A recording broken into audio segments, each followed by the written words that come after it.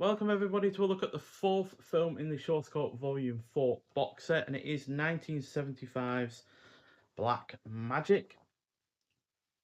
So we do have the sequel on the same disc, so we will be looking at that soon. So yeah, this first film in the on this disc, and yeah, fifth fourth film overall, is directed by Meng-Hua, who also did the Oily Maniac in this box set. And it's, again, like that film, a horror film, clocking in at 95 minutes long.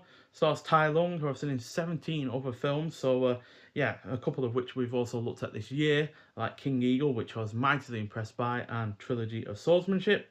Also stars Lo Lai, who I've seen in 20 other films. Really impressed by the films like The Magic Blade, Five Fingers of Death, and The Lady Hermit.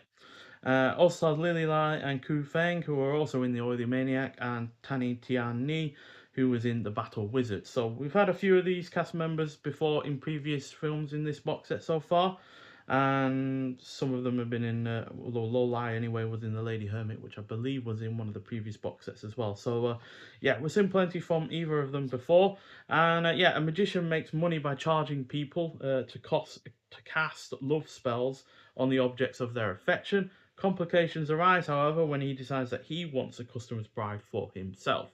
So this is unfortunately the first dud in this box set, as the plot just isn't interesting enough. It is lacking in likable characters and effective characterization, and doesn't go far enough with its premise to make it consistently entertaining. That said, the cast is good. The pre-credit and immediate scene post-credits are fun. It has a decent conclusion with a really rather nicely done miniature work crane being destroyed.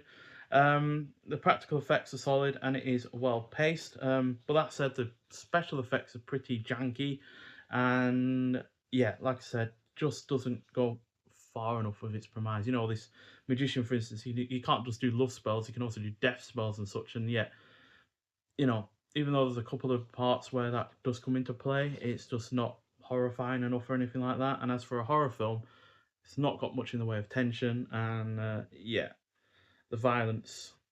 Although there are a couple of icky moments, it's just not all that out there, really, to be honest, to make it that engaging. So, yeah, unfortunately, it's only going to get a 2.5 out of 5, which makes it far worse than Ho Manghua's other film, The Oily Maniac, but also far worse than the previous three films overall, as well as, yeah, Superman for Man, Oily Maniac got 3.5 out of 5, and Battle Wizard got 4 out of 5, which, yeah, is still my favourite in this box set so far. So, yeah, that is a little bit disappointing, but we do have a new 2K restoration of the film from the original negative, and it does look pretty damn good.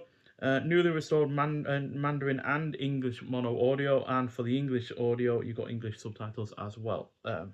So, and the Mandarin ones are newly translated on top of that. So, yeah, overall decent in certain areas, but still a very lackluster effort.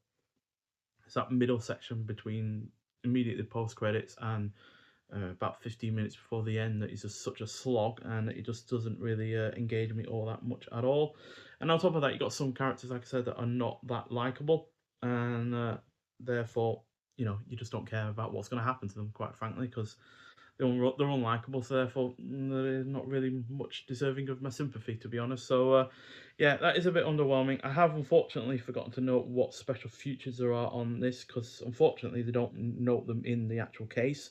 They did do for the first film, Super Infoman, but they haven't done for any of the other ones outside of the last film. So, yeah, I will make a note of them and talk about them in this with the second film, and hopefully the sequel to this one is better than this one. And yeah, hopefully the box set overall isn't getting down into like the really low scores, and it picks up quite quickly from here on out. Hopefully this is as low as it gets in terms of the quality.